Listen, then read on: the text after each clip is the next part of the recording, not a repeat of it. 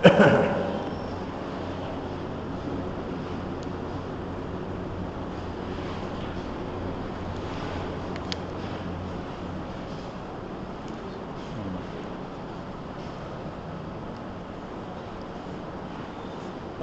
بالله من الشيطان الرجيم.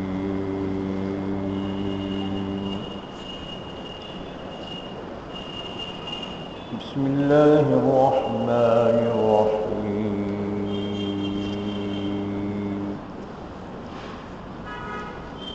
إن تجتنبوا كبائر ما تنهون عنه نكفر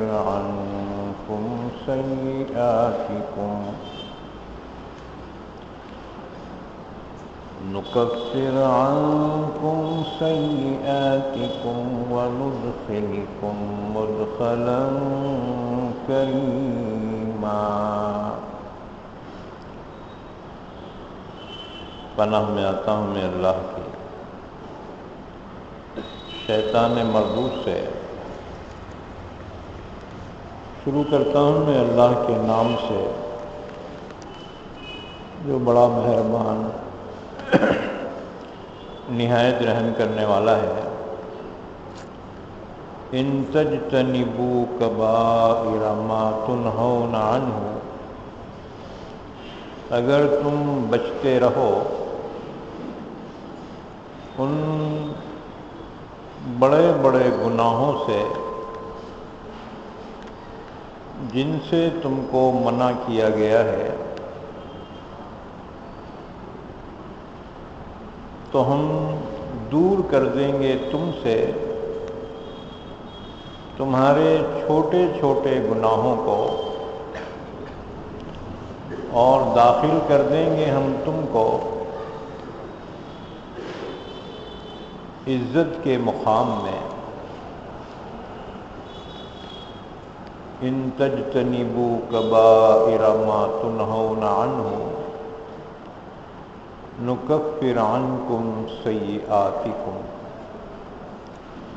یہ سورہ نساء کی آیت نمبر 31 پڑھی گئی ہے. اس آیت شریفہ کا ربط اس سے پہلی آیت سے یہ ہے کہ بعض حرام چیزوں سے اس سے پہلی آیت میں منع کیا گیا تھا. مثلا یا ایھا الذین آمنوا لا تأکلوا الربا لا تأکلوا اموالکم بینکم بالباطل. ایمان والو، ایک دوسرے کے مالوں کو ناجائز طریقے سے مت کھاؤ کہ وہ گناہ کبیرہ ہے. ولا تقتلوا انفسکم، آپس میں ایک دوسرے کو قتل مت کرو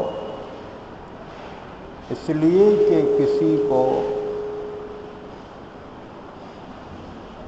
بلا وجہ قتل کرنا جس کو اللہ نے حرام کہا ہو تو یہ قتل بھی حرام ہے. تو ناجائز مال کا کھانا اور ناجائز کسی کا خون و قتل کرنا یہ دونوں حرام چیزیں ہیں.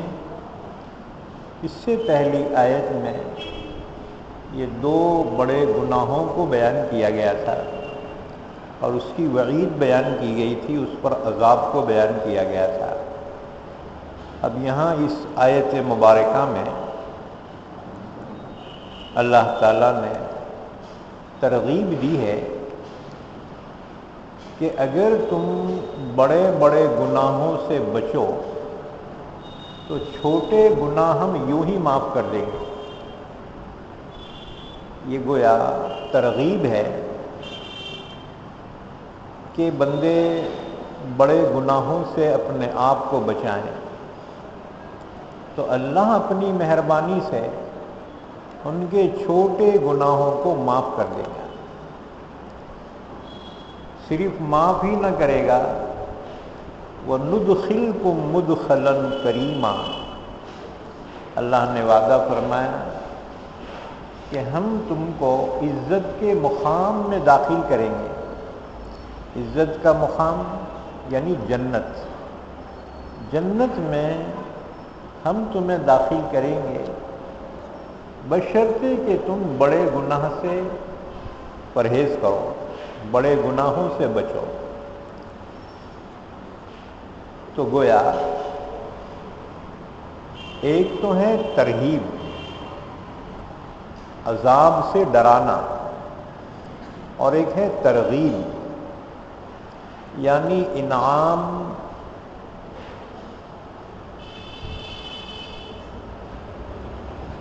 بیان کر کے اس نیکی کی طرف رغبت دلانا. قرآن کا انداز دونوں طرح کا ہے. تو پہلی آیت میں ترغیب تھی، یعنی وعید بیان کی گئی تھی، ڈرایا گیا تھا. دوسروں کے مال ناجائز کھانا، دوسروں کو قتل کرنا، اس کی سزا بیان کی گئی تھی تاکہ سننے والا اس حرکت سے باز آ جائے. اب اس آیت میں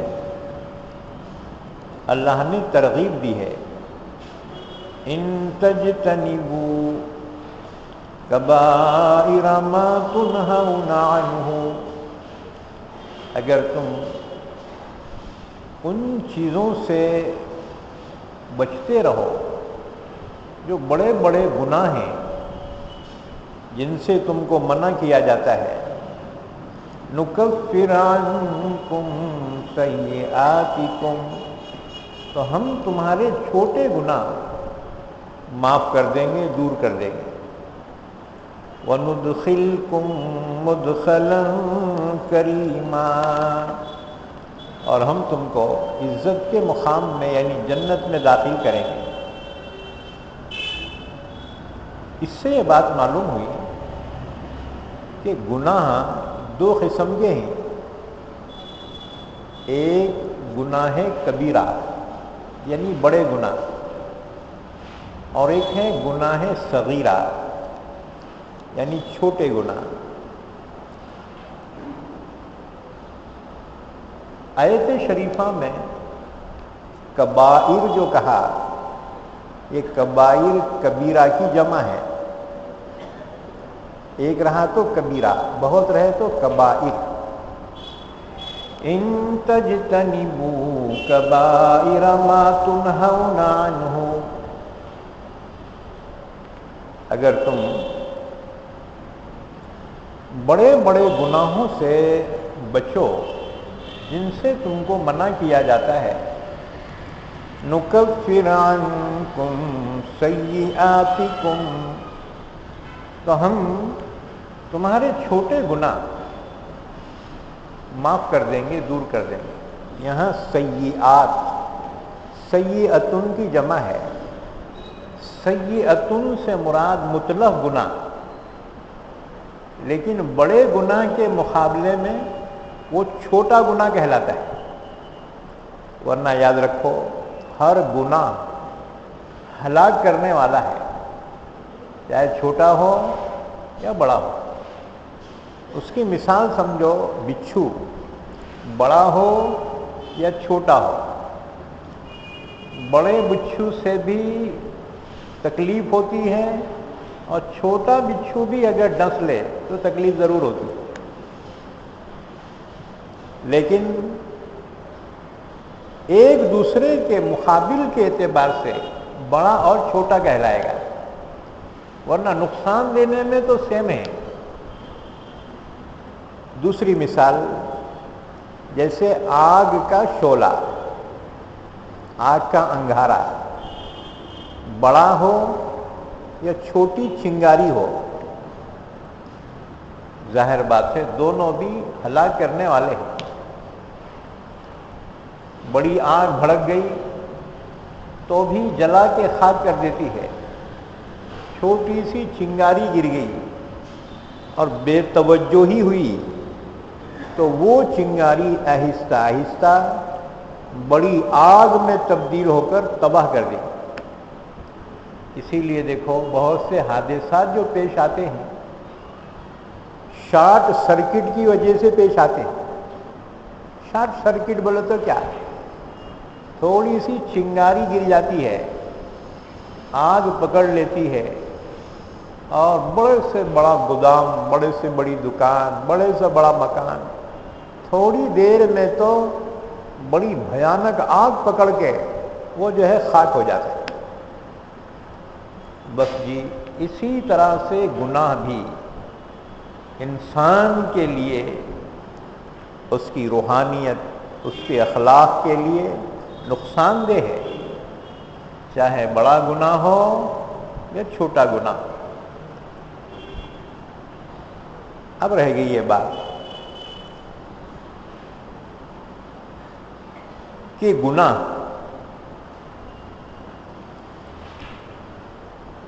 مطلق گناہ کسے کہتے ہیں؟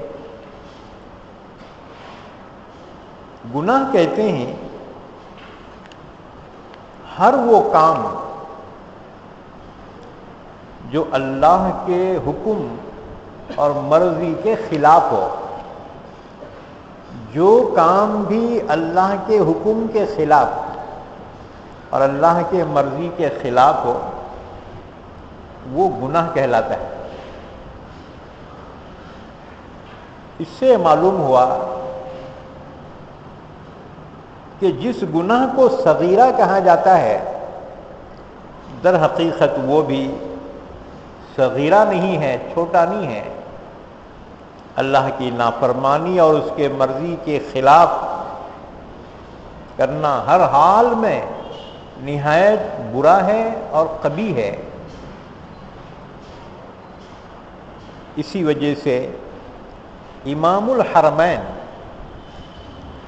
اور دیگر علماء فرماتے ہیں کہ اللہ کی ہر نافرمانی اور اس کی مرضی کی مخالفت کبیرہ گناہ ہے. ان کے پاس چھوٹے بڑے کا کوئی فرق نہیں ہے.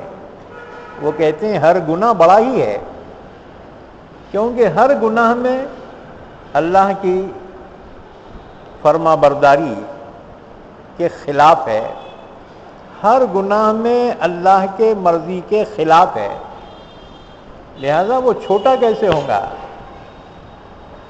اسی طرح سے ایک اور روایت حضرت عبداللہ ابن عباس رضی اللہ تعالیٰ عنہ فرماتے ہیں کل ما نہا عنہ فہو کبیرۃ. ہر وہ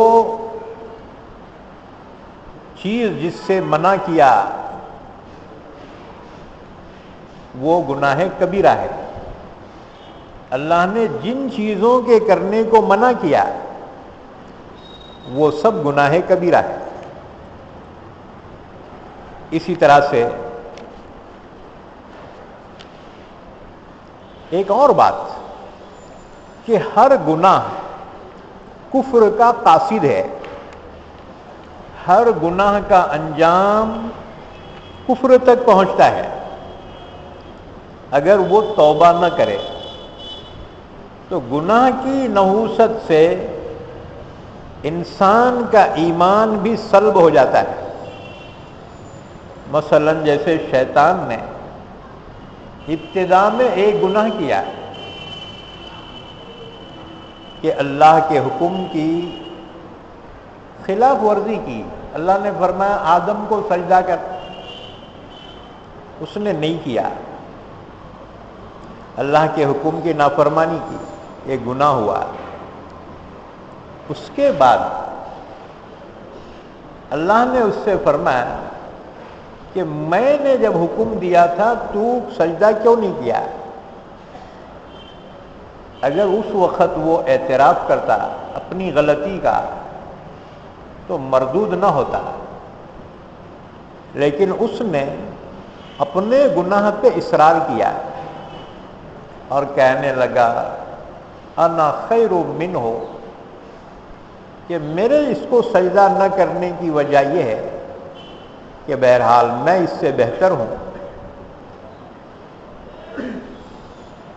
کہ خلقتنی من نار وخلقتہ من طین، کہ تو نے مجھے آگ سے پیدا کیا اور اس کو خاک سے پیدا کیا ہے، لہذا میرا مرتبہ بڑا ہے، میں اس کو سجدہ نہیں کیا، اسی وجہ سے نہیں کیا۔ اب دیکھو اپنے گناہ پر قائم رہا، نتیجہ کیا ہوا؟ اللہ نے فرمایا ابا واستکبر وکان من الکافرین، انکار کیا، تکبر کیا اور کافروں میں سے ہو گیا۔ اس کا انجام، گناہ کا انجام کفر ہے۔ اگر گناہ پر متنبع نہ ہو، توبہ نہ کرے، باز نہ آئے، تو ایک گناہ دوسرے گناہ کو کھینچتا ہے، کشش ہے اس میں، ایک گناہ کے بعد جرأت بڑھتی ہے دوسرے گناہ کے لیے، ہوتے ہوتے یہاں تک کہ وہ کفر میں پہنچ جاتا ہے۔ یاد رکھو اس سلسلے میں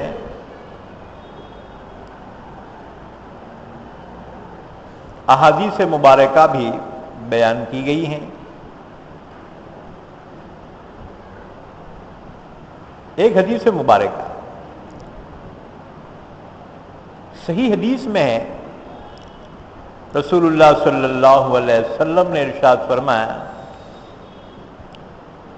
کہ مومن جب کوئی گناہ کرتا ہے، یعنی مسلمان جب کوئی گناہ کرتا ہے تو اس کے دل پر ایک سیاہ نقطہ لگ جاتا ہے، یعنی کالا دھبا اس کے دل پہ لگ جاتا ہے۔ پھر اگر توبہ اور استغفار کر لیا تو یہ نقطہ مٹ جاتا ہے، اور اگر توبہ نہ کی تو یہ نقطہ بڑھتا رہتا ہے، یہاں تک کہ اس کے پورے دل پر چھا جاتا ہے، اور اسی کا نام قرآن میں رین ہے، رین، زنگ۔ اللہ نے فرمایا کلا بل ران علی قلوبہم ما کانوا یکسبون،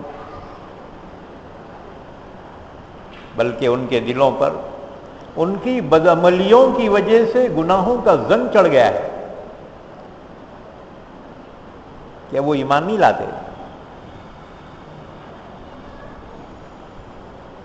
اسی طرح سے مسند احمد کی روایت ہے، ام المومنین حضرت عائشہ صدیقہ رضی اللہ عنہا نے حضرت امیر معاویہ رضی اللہ عنہ کو ایک خط میں لکھا کہ بندہ جب اللہ کی نافرمانی کرتا ہے تو اس کے مداح بھی مذمت کرنے لگتے ہیں، اس کی تعریف کرنے والے لوگ بھی اس کی برائی کرنے لگتے ہیں، اور دوست بھی دشمن بن جاتے ہیں۔ گناہوں سے بے پرواہی انسان کے لیے ہمیشہ کی تباہی کا سبب ہے کہ انسان گناہوں کا عادی ہو جاتا ہے تو پھر برباد ہو جاتا ہے۔ اچھا، گناہ کبیرہ اور صغیرہ کا فرق سنو۔ گناہ کبیرہ کسے کہیں گے؟ بڑا گناہ، قرآن اور حدیث اور سلف صالحین کے اقوال کی تشریحات کے تحت میں جس گناہ پر قرآن میں کوئی شرعی حد مقرر کی گئی ہو، جیسے چوری پر ہاتھ کاٹنے کی سزا قرآن میں ہے، زنا کرنے پر کوڑوں کی سزا قرآن میں موجود ہے، تو غلط تہمت لگانے والے کو 80 کوڑے مارنے کی سزا قرآن میں موجود ہے۔ تو جس گناہ پر قرآن میں سزا بیان کی گئی ہے کہ دنیا میں ہی یہ سزا ملے گی، یا جس پر اللہ نے لعنت کی ہو جس گناہ پر، یا جس گناہ پر جہنم کی وعید بیان کی گئی ہو، یہ سب گناہ گناہ کبیرہ کہلاتے ہیں، اور گناہ کبیرہ توبہ اور استغفار کے بغیر معاف نہیں ہوتے، لیکن صغیرہ گناہ یہ توبہ اور استغفار کے بغیر بھی محض نیک اعمال کی وجہ سے اللہ ان کو معاف کر دیتا ہے۔ جیسے حدیث مبارکہ میں ہے کہ 2 نمازوں کے درمیان کے گناہ اللہ تعالیٰ معاف کر دیتا ہے، اس سے مراد چھوٹے گناہ۔ اسی طرح سے 2 جمعہ کے درمیان کے گناہ اللہ تعالیٰ معاف کر دیتا ہے۔ تو بعض نیک اعمال کی وجہ سے اللہ تعالیٰ گناہوں کو معاف کر دیتا ہے۔ اسی طرح سے وضو کی وجہ سے بہت سے گناہ بندے کے معاف ہو جاتے ہیں، کہ جب بندہ چہرہ دھوتا ہے تو اس میں آنکھوں سے جو گناہ ہوئے ہیں،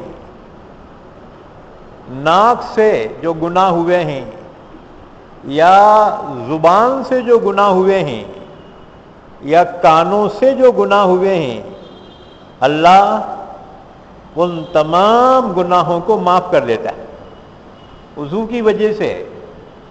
اسی طرح بندہ جب ہاتھ دھوتا ہے تو ہاتھوں سے جو گناہ ہوئے ہیں اللہ اس وضو کی وجہ سے گناہوں کو معاف کر دیتا ہے۔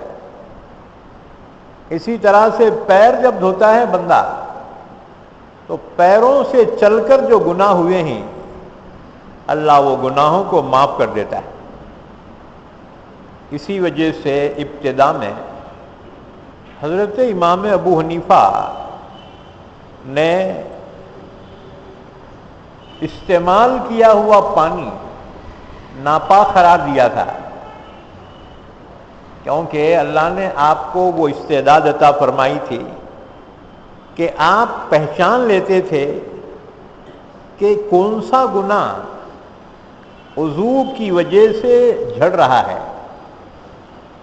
اسی لیے آپ بعضوں کو نصیحت کرتے، میاں ماں باپ کی نافرمانی مت کر۔ معلوم ہوا اس کے وضو کرتے وقت جو پانی گر رہا ہے ماں باپ کی نافرمانی کا گناہ جھڑ رہا ہے، اسے نصیحت کرتے ماں باپ کی نافرمانی مت کر۔ اسی طرح بعضوں کو دیکھتے فرماتے میاں گناہ سے بچ، حرام کاری سے بچ۔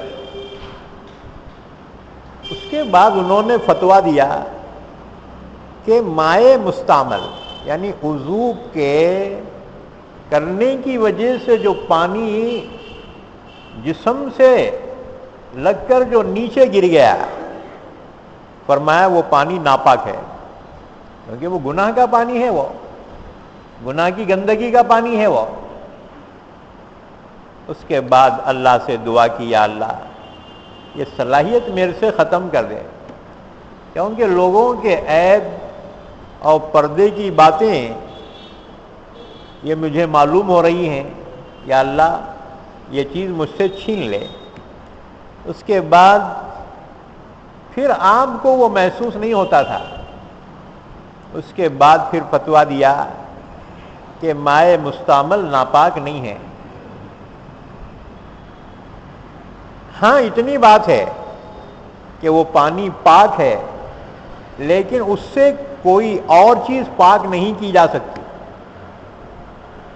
اب جیسے وضو خانے سے پانی چل رہا ہے، کہیں جمع ہو رہا ہے، وہ پانی کے اگر چھینٹے پڑ گئے تو پاک ہے وہ، لیکن اس کے ذریعے سے آپ اگر وضو کرنا چاہے تو نہیں کر سکتے۔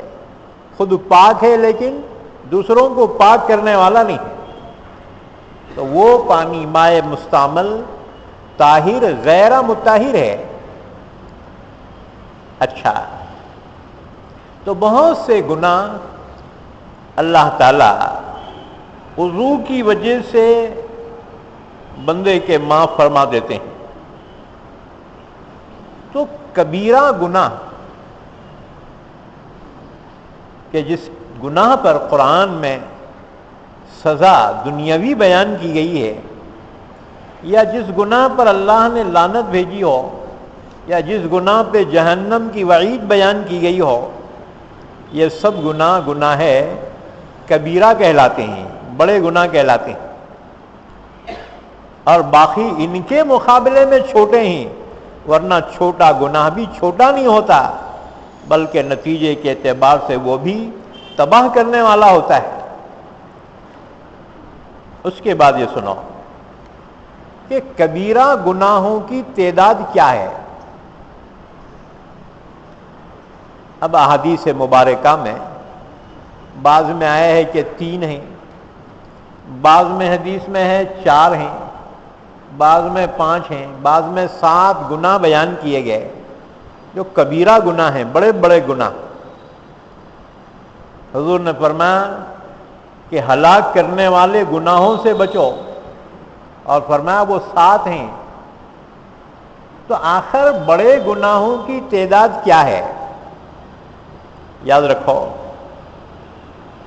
حضرت عبداللہ ابن عباس رضی اللہ تعالیٰ عنہ کے پاس ایک شخص آیا، اس نے دریافت کیا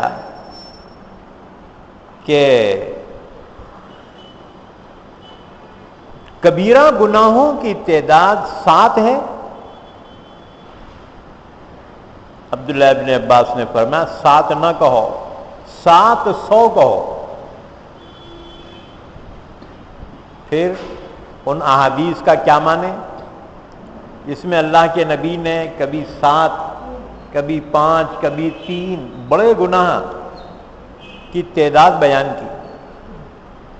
یاد رکھو، اس کے معنی یہ ہیں، اللہ کے نبی نے موقع بموقع، موقع مناسب کے جس کو اہم سمجھا، ان گناہوں کو گناہ کبیرہ فرمایا اور ان کی اتنی تعداد بیان کی، ورنہ مقصد اتنے ہی گناہ بڑے ہیں یہ بیان کرنا نہیں تھا، بلکہ موقع کے مناسب آپ نے جن گناہوں کی اہمیت کو بیان کرنا چاہا، بس اس کی تعداد بیان کی، ورنہ مقصد تعداد کا بیان کرنا نہیں ہے، کیونکہ گناہ تو بہت سے ہیں۔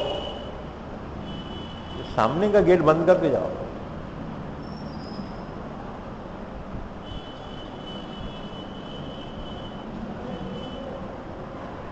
مین گیٹ بند کر رہا ہوں، کیا پاگل ہے؟ یہ بند کرو، یہ کانچ والا بند کرو۔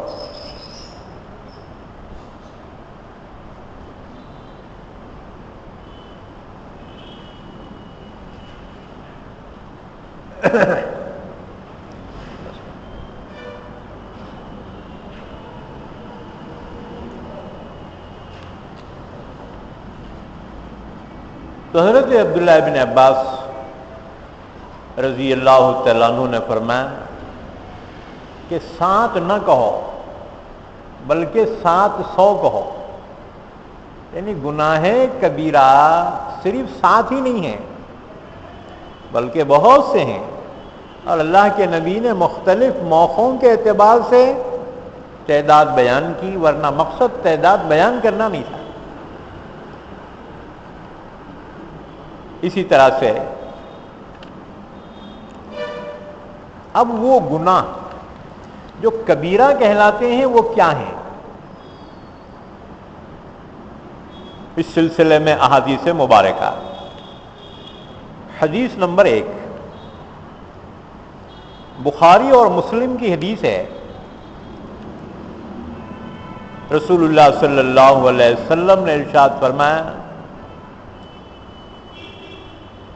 کہ کبیرہ گناہوں میں بھی جو سب سے بڑا گناہ ہے، میں تمہیں ان سے باخبر کرتا ہوں۔ وہ 3 گناہ ہیں، اکبر الکبائر یعنی بڑے گناہوں میں بھی بڑے، وہ 3 ہیں۔ نمبر 1، اللہ کے ساتھ کسی کو شریک کرنا، یعنی شرک اکبر الکبائر ہے، بڑے گناہوں میں بھی سب سے بڑا گناہ ہے۔ نمبر 2، ماں باپ کی نافرمانی کرنا۔ نمبر 3، جھوٹی گواہی دینا، اور دوسری روایت میں الفاظ ہیں جھوٹ بولنا۔ یہ بڑے گناہوں میں بھی بڑے گناہ ہیں۔ حدیث نمبر 2 بخاری اور مسلم ہی کی حدیث ہے، رسول اللہ صلی اللہ علیہ وسلم سے کسی نے دریافت کیا کہ یا رسول اللہ صلی اللہ علیہ وسلم، سب سے بڑا گناہ کیا ہے؟ آپ نے فرمایا سب سے بڑا گناہ یہ ہے کہ تم اللہ کے ساتھ کسی کو شریک قرار دو، حالانکہ اللہ ہی نے تمہیں پیدا کیا ہے۔ پھر پوچھا صحابہ نے کہ اس کے بعد سب سے بڑا گناہ کون سا ہے؟ شرک کے بعد سب سے بڑا گناہ کون سا ہے؟ رسول اللہ صلی اللہ علیہ وسلم نے فرمایا کہ تم اپنے بچے کو اس خطرے سے قتل کر ڈالو کہ یہ تمہارے کھانے میں شریک ہو جائے گا اور تمہیں اس کو کھلانا پڑے گا۔ اس لیے اپنی اولاد کو قتل کرنا یہ شرک کے بعد سب سے بڑا گناہ ہے، قتل اولاد۔ اب قتل اولاد تو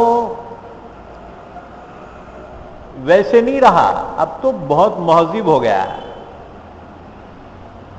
کہ ماں کے پیٹ ہی میں معلوم کرتے ہیں کہ لڑکا ہے یا لڑکی ہے اور اس لڑکی کو قتل کر دیتے ہیں۔ پڑھے لکھے لوگ، پڑھے لکھے ڈاکٹر،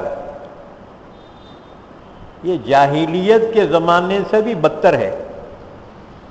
وہ لوگ تو جاہل تھے، اپنی اولاد کو قتل کرتے تھے، بیٹیوں کو قتل کرتے تھے، جاہل تھے وہ۔ لیکن آج کل مہذب لوگ قتل اولاد کے مجرم ہیں۔ اس کو محسوس کیا حکومت نے اور اس کو بہت بڑا جرم قرار دیا۔ استری بھرون ہتیا، ماں کے پیٹ میں جب بچہ تو اس حالت میں اس کو قتل کرنا، یہ حکومت کو بھی محسوس ہوا، اس نے بھی کہا کہ یہ بہت بڑا جرم ہے، ناقابل معافی جرم ہے۔ اب پکڑ دھکڑ ہوئی، اس پہ کچھ کنٹرول ہوا، لیکن یاد رکھو ابھی اس کی برائی اور مذمت دلوں میں نہیں آئی، اس کو ایک اچھی چیز سمجھا جاتا ہے۔ قتل اولاد، تو اللہ کے نبی نے فرمایا شرک کے بعد سب سے بڑا گناہ قتل اولاد کا ہے۔ لا تقتلوا اولادکم، اپنی اولاد کو قتل مت کرو، من خشیت املاق، بھوک مری کے خوف سے، قحط کے خوف سے، افلاس کے خوف سے اپنی اولاد کو قتل مت کرو۔ اب ہم افلاس کی وجہ سے تو نہیں کرتے لیکن ان کی تعلیم و تربیت کون کرے گا؟ زیادہ بچے رہے تو ان کو پالیں گا کون؟ پرورش کون کرے گا؟ اللہ نے فرمایا نادانو نحن نرزقکم وإیاہم، تم کو روزی ہم دیتے ہیں اور وہ اولاد کو بھی روزی ہم دیں گے، تم کون روزی دینے والے؟ ہاں جی بھائی تمہارے ذمہ ہے، تم کو بوجھ محسوس ہو رہا ہے۔ اللہ نے فرمایا تم روزی نہیں دیتے ہو، بلکہ روزی ان کو بھی ہم ہی دیں گے اور تم کو بھی ہم ہی دیتے ہیں۔ منع کیا گیا، بہت بڑا جرم ہے یہ، جو دنیا کے مہذب جاہلوں سے سرزد ہو رہا ہے۔ اچھا، صحابہ نے پھر سوال کیا یا رسول اللہ اس کے بعد سب سے بڑا گناہ کون سا ہے؟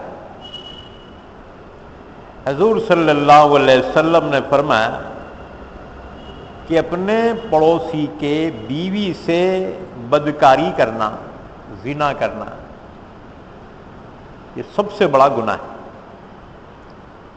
حالانکہ زناکاری تو گناہ کبیرہ ہے ہی ہے، پھر پڑوسی کی خصوصیت کیا؟ یاد رکھو کہ پڑوسی کے اہل و عیال کی حفاظت کرنے کا حکم ہے کہ تم اپنے پڑوسی کے اہل و عیال کی حفاظت کرو۔ اب یہ کمبخت حفاظت تو چھوڑ دو، اس نے اسی میں خیانت کر دی، یہ جرم بڑھ گیا اور اس جرم کی مذمت اور زیادہ ہوگی۔ اسی طرح سے حدیث نمبر 3 بخاری شریف کی حدیث ہے، رسول اللہ صلی اللہ علیہ وسلم نے ارشاد فرمایا کہ کبیرہ گناہوں میں سے ہے کہ کوئی شخص اپنے ماں باپ کو گالیاں دے، یہ بھی گناہ کبیرہ ہے۔ صحابہ کو تعجب ہوا، عرض کیا یا رسول اللہ صلی اللہ علیہ وسلم یہ کیسے ہو سکتا ہے کہ کوئی اپنے ماں باپ کو گالی دے گا؟ آپ نے فرمایا ہاں، جو شخص کسی دوسرے کے ماں باپ کو گالیاں دیتا ہے اور اس کے نتیجے میں وہ شخص اس کے ماں باپ کو گالیاں دے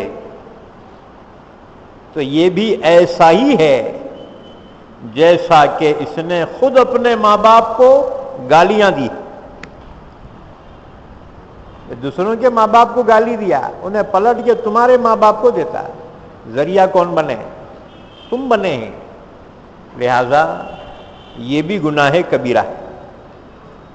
اللہ نے قرآن پاک میں فرمایا کہ جو لوگ بت پرستی کرتے ہیں، بتوں کی پرستش کرتے ہیں، بتوں کو پوجتے ہیں، اللہ کو چھوڑ کر معبود سمجھتے ہیں، اللہ نے فرمایا ان کو گالی مت دو، یعنی بتوں کو گالی مت دو۔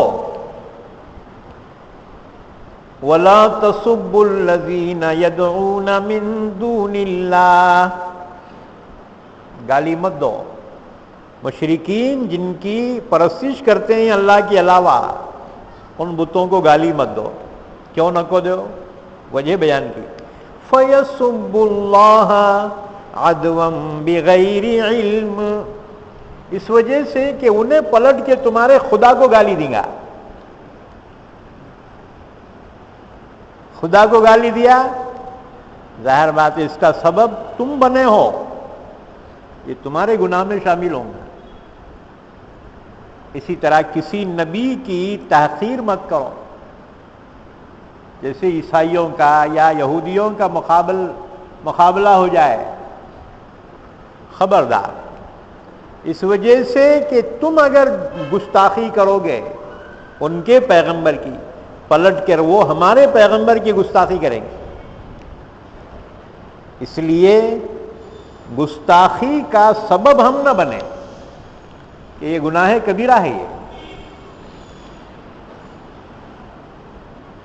اسی طرح سے یہ حدیث جو ہے بخاری شریف کی تھی. حدیث نمبر 4 بخاری ہی کی ایک روایت ہے، رسول اللہ صلی اللہ علیہ وسلم نے کبیرہ گناہوں کی فہرست بیان کی. یہ کبیرہ گناہ کیا ہیں؟ نمبر 1 شرک. شرک کرنا گناہ کبیرہ ہے. نمبر 2 ناحق قتل کرنا، کسی کو ناحق قتل کرنا. اب تم سوچیں گے کوئی قتل حق بھی ہے کیا؟ ہاں ہے، 3 قتل حق ہیں، برحق ہیں. نمبر 1 اگر کسی نے کسی کو قتل کیا تو اس کے بدلے میں اس قاتل کا قتل برحق ہے. نمبر 2 اگر کوئی مسلمان کافر بن جائے، اسلام کو چھوڑ دے، عیسائی بن جائے، یہودی کافر بن جائے، تو اس کا قتل بھی برحق ہے، اس کو قتل کیا جائے گا. مرتد کی سزا قتل ہے، کافر کی سزا قتل نہیں. جو ماں پیٹ سے ہی کافر تھا، جو بچپن ہی سے کافر ہے، اس کی سزا نہیں، بلکہ جو اپنے دل سے ایمان لایا یا جو خاندانی مسلمان تھا بعد میں مرتد ہو گیا، اس کی سزا قتل ہے، اور یہ قتل برحق ہے. نمبر 3 شادی شدہ ہو کر زنا کرے اور وہ ثابت ہو جائے یا اقرار کر لے تو اس کی سزا بھی قتل ہے. تو یہ 3 قتل قرآن و حدیث میں برحق قتل قرار دیے گئے.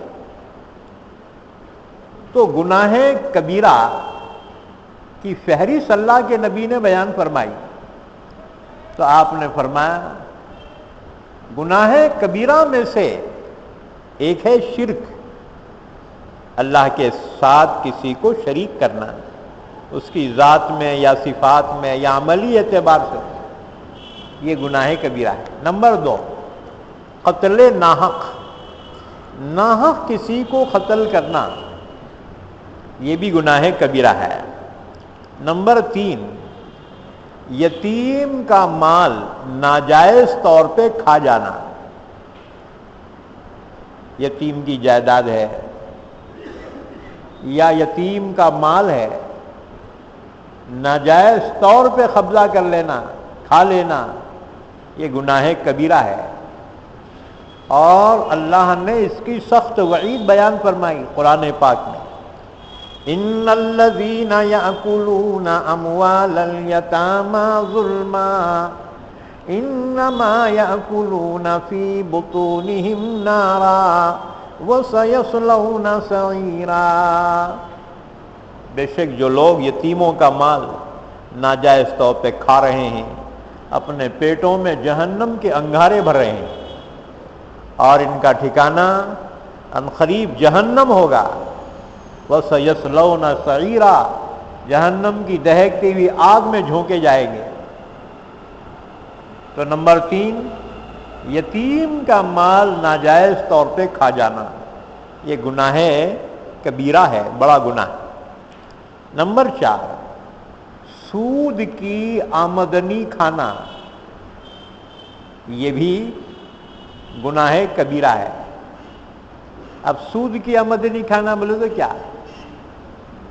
بینک میں پیسے رکھ دیے، اب اس کا بیاج آ رہا ہے، انٹرسٹ، اب انٹرسٹ پہ گزارا کر رہا، وہ پیسے جیسی کو ویسی چاہیے، اوپر کے ہر مہینہ اٹھا کے کھا جا رہا ہے، گناہ کبیرہ ہے، حرام ہے، یہ یاد رکھو۔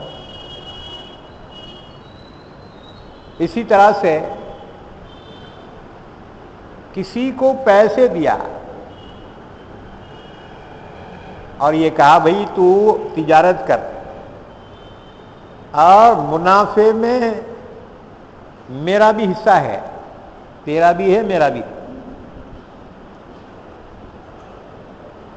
ظاہر بات ہے صرف منافع میں حصہ ہے، نقصان میں حصہ نہیں ہے، تو یہ بھی حرام ہے۔ یہ سود ہے، سود۔ سود میں کیا ہوتا؟ منافع میں حصے دار ہوتا ہے اور نقصان میں حصے دار نہیں ہوتا۔ اب بعض لوگ بعض کو کاروبار کرنے کو پیسے دیتے ہیں، کیا ہے میں آئے 5-10 لاکھ روپے لے کاروبار شروع کر، اور جو بھی فائدہ آئے گا بینیفٹ اس میں میرا اتنا حصہ رہے گا۔ یاد رکھو یہ تجارت نہیں ہے، یہ سودی لین دین ہے۔ یہ تجارت کسے بولیں گے؟ جب نیت کرے نفع میں بھی شریک رہوں گا اور نقصان ہو جائے اتفاقاً اس میں بھی شریک رہوں گا، تو یہ ہے پارٹنرشپ۔ پارٹنرشپ صرف فائدے میں نہیں ہوتی، فائدے میں پارٹنرشپ کیا تو یہ حرام ہوگا اور یہ سود ہوگا، مسئلہ یاد رکھو۔ اب بعض لوگ جو ہے حاجیاں ہیں، نمازیاں ہیں، مگر یہ مسئلے نہیں معلوم ان کو، اس میں ملوث ہیں، کسی کو تجارت کے لیے پیسے دے دیتے ہیں، پارٹنرشپ کر دیتے ہیں، لیکن نقصان میں شریک نہیں کرتے۔ انہیں بولتا نقصان ہوا جی، میں کیا کروں، میں تیرے کو پیسے دیا تھا نا، میرے کو اس کا فائدہ دے، یہ حرام ہے، یاد رکھو۔ تو نفع اور نقصان دونوں میں اگر شریک ہے، ٹھیک ہے نقصان نہیں ہوتا الگ بات ہے، لیکن نیت تو ہے کہ نفع اور نقصان دونوں میں شریک ہوں گے، تو پھر یہ شراکت اور پارٹنرشپ حلال ہے، جائز ہے۔ لیکن صرف نفع میں شریک ہو رہا ہے تو یہ حرام ہے، یہی سود ہے۔ اور اسی وجہ سے بینک کی نوکری کرنا ظاہر بات ہے سودی کاروبار میں تعاون کرنا ہے، اس لیے وہ جائز نہیں ہے۔ تم بولیں گے بہت سارے لوگ بینک میں پیسے رکھتے، کیسا نہیں رکھے تو چورا مار دیتے، مجبوراً رکھنا ہے بینک میں پیسے، ورنہ مسلمان اپنے پیسے تجارت میں لگائے، اس کو بڑھاتا رہے، وہاں لے جا کے رکھ دینے سے کوئی بڑھنے والے تھوڑی ہیں، اور بڑے تو اپنے کام کے تھوڑی ہیں، وہ تو حرام حرام ہے۔ اگر 1,00,000 روپے رکھے، 1 روپیہ بھی اوپر تم لیے، سود ہے، وہ حرام ہے۔ اور اگر تجارت کیے 1,00,000 کے، تجارت میں 2,00,000 بنے، حلال ہیں تمہارے، یہ رزق حلال ہے۔ یہ احل اللہ البیع وحرم الربا، اللہ نے تجارت کو حلال قرار دیا ہے اور سودی لین دین کاروبار کو حرام قرار دیا ہے۔ تو سودی لین دین یہ گناہ کبیرہ ہے۔ نمبر 5، اللہ کے نبی نے فرمایا میدان جہاد سے بھاگنا، پیٹھ بتا کر بھاگ جانا، یہ بھی گناہ کبیرہ ہے۔ نمبر 6، پاک دامن عورتوں پر زنا کی تہمت لگانا، یہ گناہ کبیرہ ہے۔ عام طور سے بعض لوگ جو شکی مزاج ہوتے ہیں خواہ مخواہ شک کرتے ہیں،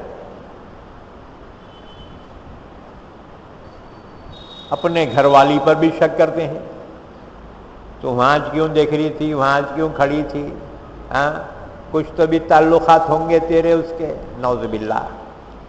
یاد رکھو بدگمانی سے بچو، اس لیے کہ یہ گناہ ہے۔ اللہ نے فرمایا یا ایھا الذین آمنوا اجتنبوا کثیرا من الظن ان بعض الظن اثم ولا تجسسوا ولا یغتب بعضکم بعضا ایحب احدکم ان یأکل لحم اخیہ میتا فکرہتموہ۔ اللہ نے فرمایا مسلمانوں بدگمانی کرنے سے بچو، ایک دوسرے کے بارے میں بدگمانی مت کرو، غلط گمانی مت کرو۔ ہاں گواہ ہے، ثبوت ہے تو کسی پر تم حکم لگا سکتے ہو، لیکن گواہ نہیں، ثبوت نہیں، کچھ نہیں، محض وہم شک کی بنا پر کسی پر جو ہے تہمت لگائی۔ اللہ نے فرمایا یہ گناہ ہے، یہ گناہ کبیرہ ہے اور اس کا نقصان بہت زیادہ ہے۔ اس موقع پر کہ بدگمانی کا کتنا بڑا جو ہے نقصان ہے، ایک تاریخی واقعہ میں بتاؤں آپ کو۔ ایک زمانے میں دنیا میں ایک حکومت رہی خوارزم کی حکومت، اس کا بادشاہ، حکومت بڑی قوت والی تھی۔ خوارزم شاہ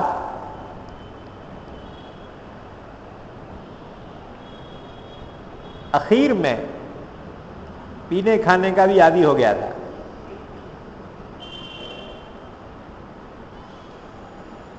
اس زمانے میں ایک اللہ والے تھے بغداد میں، مجد الدین۔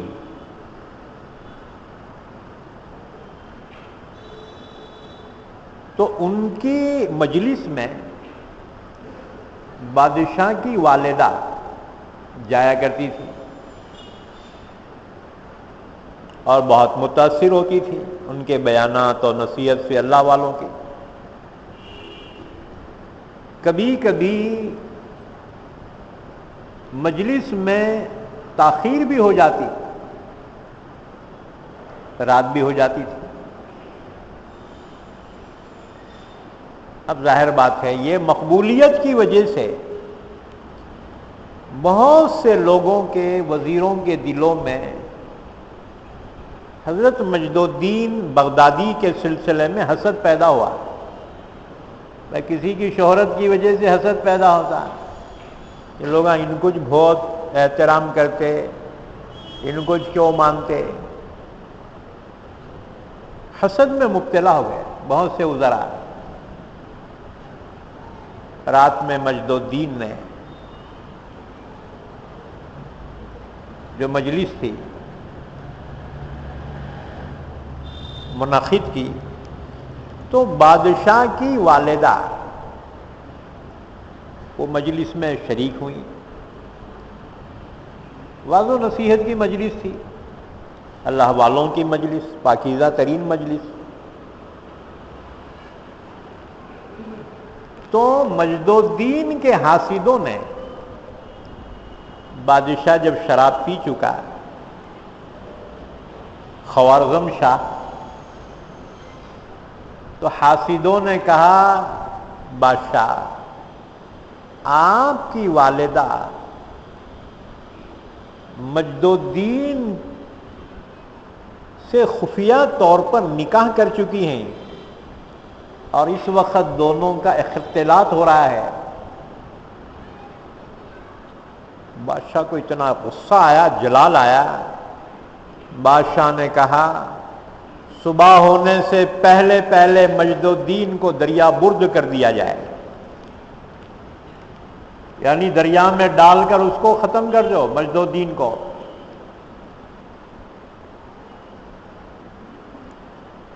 بہرحال بادشاہ کے حکم کے مطابق حاسدین سپاہیوں کے ساتھ پہنچ کر مجد الدین کو وہاں سے اٹھایا، ان کی خانقاہ سے، اور دریا کے اندر ان کو پھینک دیا.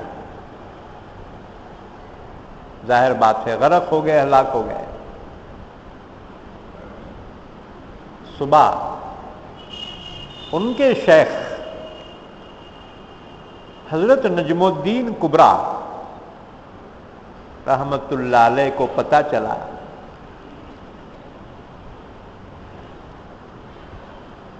اللہ کے حضور سجدے میں گئے اور یوں عرض کیا پروردگار کہ اس ناقبت اندیش اور جلد باز بادشاہ سے تخت سلطنت کو خالی کر دے.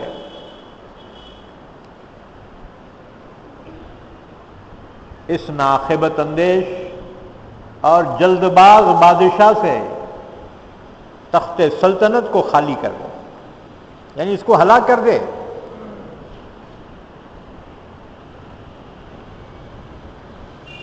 اس کے بعد مجلس میں آئے، مریدین سے کہا کہ رات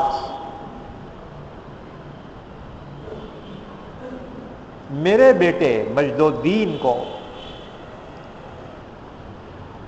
ہلاک کر دیا گیا ہے.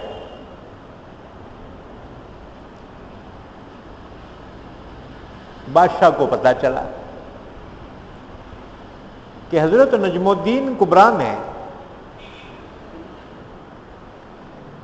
بادشاہ کی اس حرکت پر بادشاہ کے لیے بددعا کی. گھبرایا.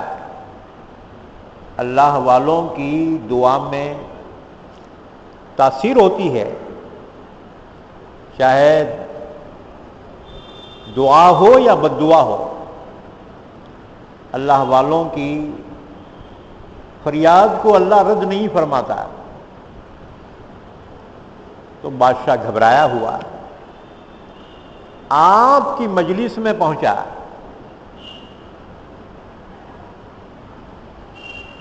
کس طرح سے پہنچا؟ تاریخ میں لکھا ہے کہ بادشاہ حضرت نجم الدین کبریٰ کی مجلس میں اس طرح سے پہنچا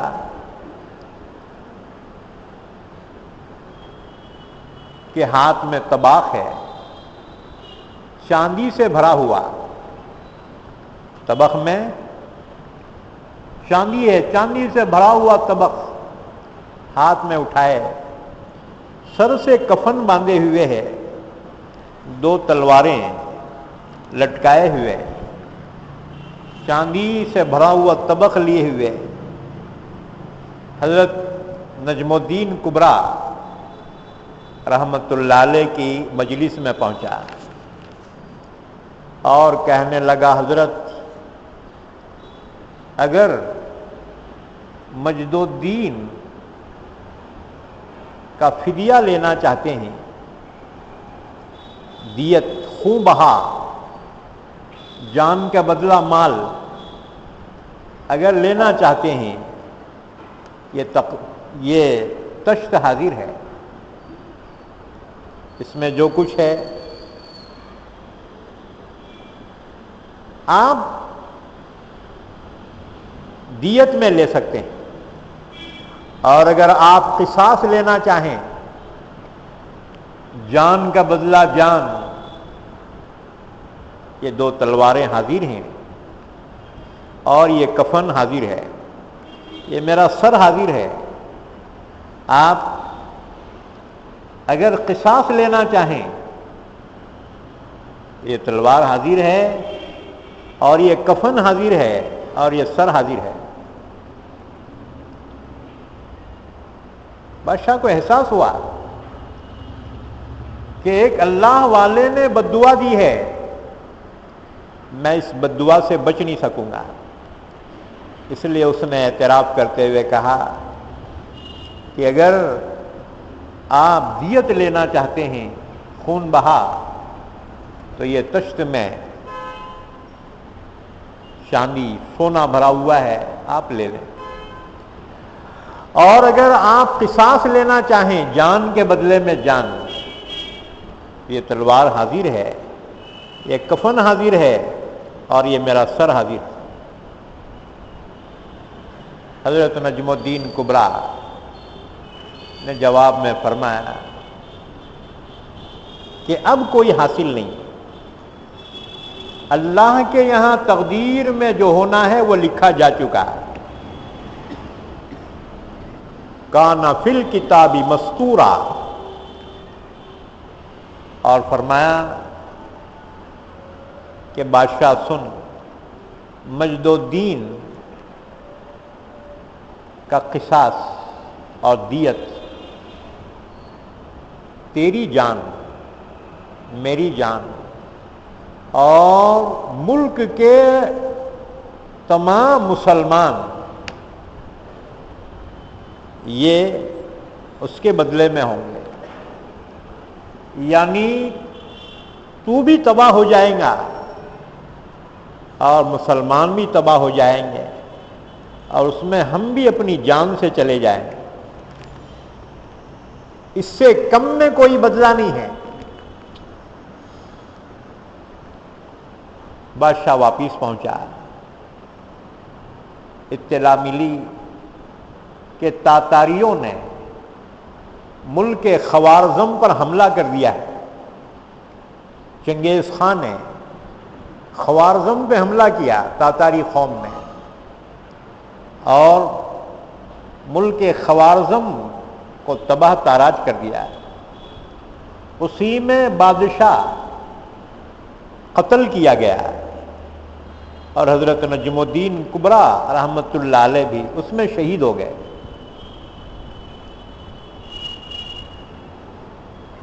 تو خون ناحق یہ گناہ کبیرہ ہے۔ اسی طرح سے پاک دامن عورت پر زنا کی تہمت لگانا یہ بھی گناہ کبیرہ ہے۔ اسی طرح سے بعض عورتیں خواہ اپنے شوہروں کے خلاف بدگمانیاں کرتی ہیں، دیر سے جا رہی کہاں رہ رہے کی خواہ بدگمانی، نقصان اپنا ہی کر لیتی ہیں،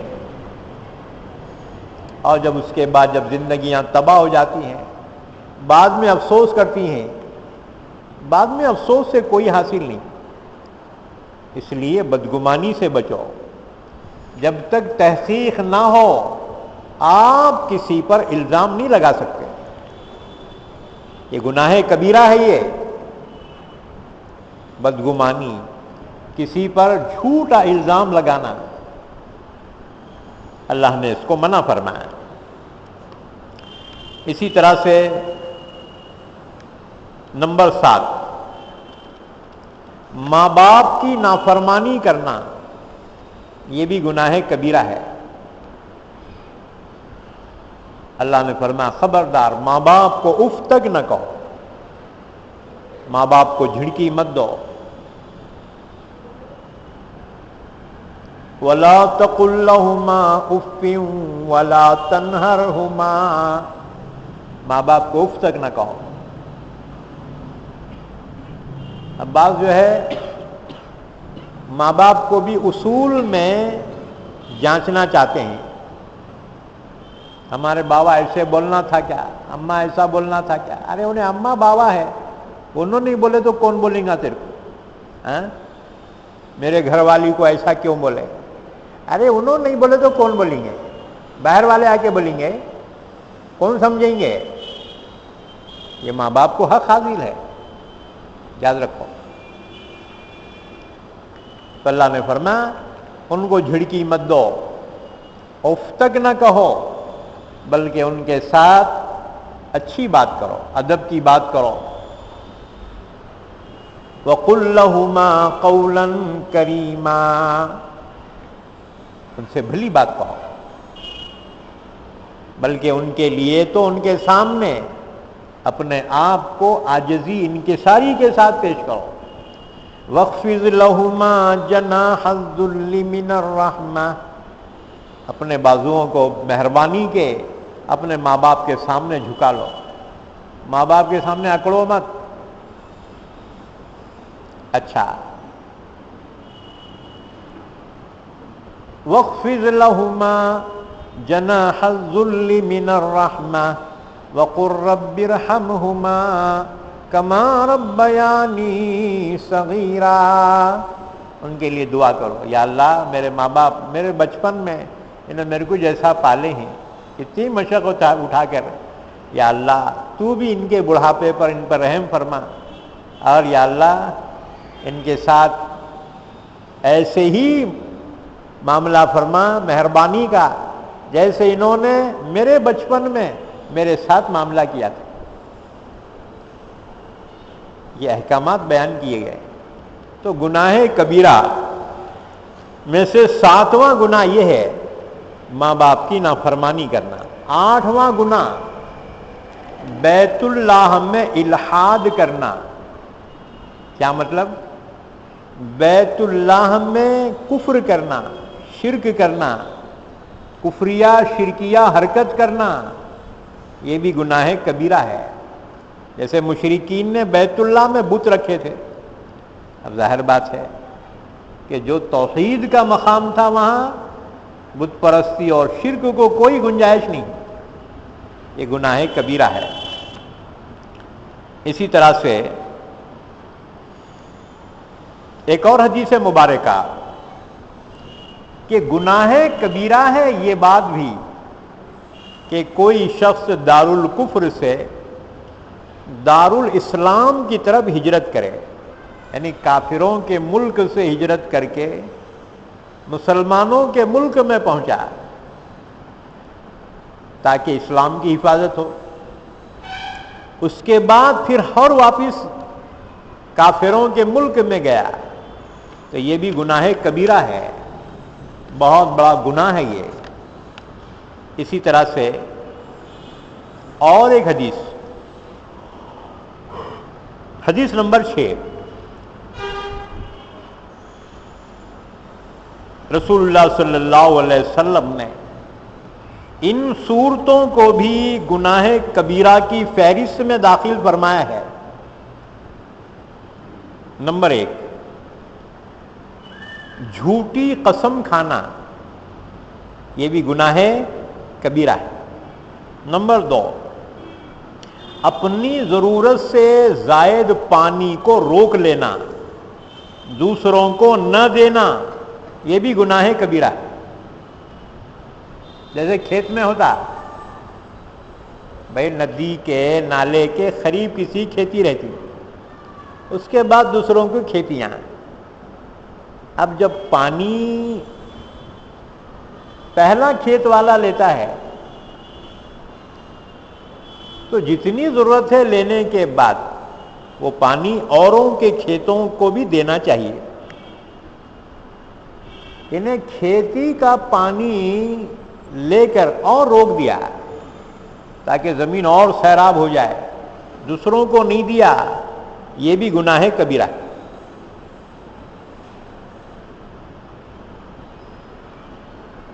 اچھا، نمبر 3، جادو سیکھنا، یہ بھی گناہ کبیرہ ہے، کیونکہ جادو حرام ہے اور جادو کا سیکھنا بھی حرام ہے، کیونکہ جادو میں شرکیہ اور کفریہ کلمات ہوتے ہیں، بتوں سے مدد طلب کی جاتی ہے، خبیث جنات شیاطین سے مدد طلب کی جاتی ہے، اور جادو میں تو گندی چیزیں کھائی جاتی ہیں، نعوذ باللہ من ذالک۔ اور کہتے ہیں کہ جتنا گندی چیز سے جادو کیا جاتا ہے وہ جلدی ختم نہیں ہوتا. تو جادو کا سیکھنا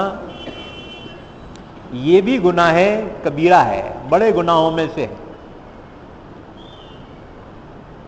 نمبر 4، جادو کا عمل کرنا یہ بھی گناہ کبیرہ ہے. جادوگروں نے موسیٰ علیہ السلام سے کہا تھا کہ تم پہلے وار کرتے کیا ہم پہلے وار کرنا، یعنی انہوں نے موسیٰ علیہ السلام کے معجزے کو جادو ہی سمجھا تھا. حضرت موسیٰ نے فرمایا کہ یاد رکھو تم جو چیز لائے ہو یہ جادو ہے، لیکن میں جو چیز لایا ہوں یہ جادو نہیں ہے، یہ اللہ کی جانب سے معجزہ ہے یہ. اور یاد رکھو معجزے کے مقابلے میں جب جادو آ جاتا ہے تو جادو اللہ تعالیٰ اس کا خاتمہ کر دیتا ہے. جادو ٹکتا نہیں ہے معجزے کے سامنے. اس لیے قرآنی عمل اگر مضبوط ہے تو جادو اس کے مقابلے میں ٹک نہیں سکتا. ہاں اس میں کمزوری ہے تو جادو حاوی آ جائے گا، لیکن اگر قرآنی عمل کسی کا مضبوط ہے تو اس کے مقابلے میں جادو ٹک نہیں سکتا. تو جادو کا عمل کرنا یہ بھی گناہ کبیرہ ہے. اسی طرح سے شراب کا پینا حضور فرماتے ہیں اکبر الکبائر ہے، یعنی بڑے گناہوں سے بھی بڑا گناہ ہے. کیونکہ شراب پینے کے بعد انسان ہر برائی کر سکتا ہے، کیونکہ ہوش ہی نہیں ہوتا اس کمبخت کو. ہر برائی ہر گناہ کی بنیاد ہے شراب کا پینا. تو شراب اکبر الکبائر ہے. اور حضور نے فرمایا شراب ام الفواحش ہے، یعنی بے حیائیوں کی اصل ہے یہ، کہ شرابی شراب پی کر ہر بے حیائی کا کام کرنا چاہے کر سکتا ہے، کیونکہ اسے اس کمبخت کو ہوش ہی نہیں ہے. تو شراب ام الفواحش اور اکبر الکبائر ہے. اور ایک حدیث مبارکہ، حدیث نمبر 7، رسول اللہ صلی اللہ علیہ وسلم نے فرمایا سب سے بڑا کبیرہ گناہ یہ ہے کہ مسلمان اپنے مسلمان بھائی پر ایسے عیب لگائے جس سے اس کی آبرو ریزی ہوتی ہو. خواہ الزام لگایا کسی مسلمان بھائی پر، یہ بھی گناہ کبیرہ ہے. اور ایک حدیث، جس شخص نے بلا عذر کے 2 نمازوں کو ایک وقت میں پڑھا تو یہ بھی گناہ کبیرہ ہے. کیا مطلب؟ کہ جو نماز چھوٹ جائے تو وقت ہے تو فوری اس کی قضا کر لینا چاہیے. قضا نہیں کرا، اب پڑھیں گے، جب پڑھیں گے، دوسری نماز کا وقت آ گیا، اب دونوں نمازیں ایک وقت میں پڑھ رہا، وہ چھوٹی ہوئی پہلے پڑھنا تھا نا، اتنی تاخیر کیا کہ دوسری نماز میں اس کو لایا، تو یہ بھی گناہ کبیرہ ہے. عام طور سے جو فجر کی نماز آنکھ لگنے کی وجہ سے چھوٹ جاتی ہے، تو آنکھ کھلنے کے بعد جب وقت نماز کا ہو جائے تو فوری اس کی قضا کر لینا چاہیے. ظہر تک اس کی تاخیر نہ کرے بلا عذر کے. اسی طرح سے حدیث نمبر 9، رسول اللہ صلی اللہ علیہ وسلم نے فرمایا اللہ کی رحمت سے مایوس ہونا بھی کبیرہ گناہ ہے۔ آدمی کچھ پریشانی ہوئی تو سوچتا اب کیسا ہونا، کیا مانے؟ یعنی اللہ سے، اس کی رحمت سے مایوس ہو رہا ہے۔ اللہ کا وعدہ ہے میں اپنے بندوں کو روزی دوں گا، تو بندوں کو مایوس نہیں ہونا چاہیے اللہ کی ذات سے، کیونکہ اللہ کی رحمت سے مایوس ہونا یہ بھی گناہ کبیرہ ہے۔ اسی طرح سے اللہ کے عذاب سے بے فکر ہو جانا یہ بھی گناہ کبیرہ ہے۔ گناہ کر رہا ہے اور خوف بھی نہیں کر رہا، اللہ کی پکڑ اور عذاب سے بے خوف ہو جانا یہ بھی گناہ کبیرہ ہے۔ حدیث نمبر 10، ایک اور روایت میں ہے کہ وارث کو نقصان پہنچانے کے لیے یا اس کا حصہ کم سے کم کرنے کے لیے کوئی وصیت کر جانا یہ بھی گناہ کبیرہ ہے۔ مثلا اس کی مثال سمجھو، جیسے زمین جائیداد ہے آپ کے وارثین ہیں، آپ نے وصیت کی کہ میں میری پوری جائیداد میں مسجد کو وقف کر رہا ہوں، یہ کوئی ثواب کا کام نہیں کیا بلکہ یہ گناہ کبیرہ کیا، کیونکہ پوری جائیداد وقف کرنے کا حق نہیں ہے، وارثین کا حق ہے۔ ہاں 1/3 میں وصیت درست ہے، 1/3 حصہ، 1/3 حصے میں وصیت کرنا درست ہے۔ مسجد کو دو، مدرسے کو دو، بابا کے نام سے مدرسے کو زمین دو، کچھ بھی کرو، 1/3 حصے میں 2/3 حصے وارثین کا حق ہے۔ تمہارا کوئی حق نہیں ہے کہ پورا کے پورا جو ہے مسجدوں کو یا مدرسوں کو یا اور کوئی کام کے واسطے دو، تمہارا حق نہیں ہے وہ۔ ہاں 1/3 حصے میں وصیت درست ہے۔ تو اگر کوئی وارثین کو نقصان پہنچانے کے لیے وصیت کر جائے کہ وارثین کا حصہ کم ہو جائے یا محروم ہو جائے، اللہ کے نبی نے فرمایا یہ بھی گناہ کبیرہ ہے، یہ بڑا گناہ ہے۔ اسی طرح سے اور ایک حدیث